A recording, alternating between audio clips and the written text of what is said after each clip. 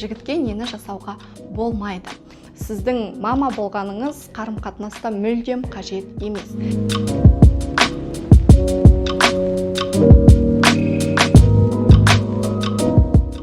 Сәлем, қымбаттым, сіздермен бірге мен Фариза Халыкова, қарым-қатынас экспертімін. Бүгінгі біздің айтылатын тақырып жігітке нені жасауға болмайды. Ең бірінші, жігітті достарымен ұрыстырып, өз жағыңызға шығарудың қажеті жоқ. Себебі бұл ұзаққа дейін бармайды.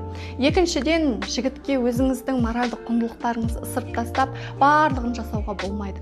Әсіресе жыныстық қарым-қатынасқа байланысты. Егер өзіңіз қаламасаңыз, онда жігіт үшін деп әрекет етудің қажеті жоқ.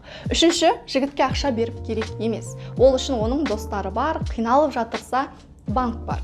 Төртінші, бұл мама болудың қажеті жоқ. Оның физиологиялық, биологиялық анасы бар. Сіздің мама болғаныңыз қарым-қатынаста мүлдем қажет емес. Бесінші, жігітке аянышты көзбен қараудың қажеті жоқ. Себебі аяныш, жалпы аяу, бұл үлкен адамның жасайтын ісі. Яғни сіз өзіңізді жігіттен биік көріп тұрмын деген сөз. Бастысы сыйлау керек та, ең бастысы ер адамға керек дүние бұл сыйластық.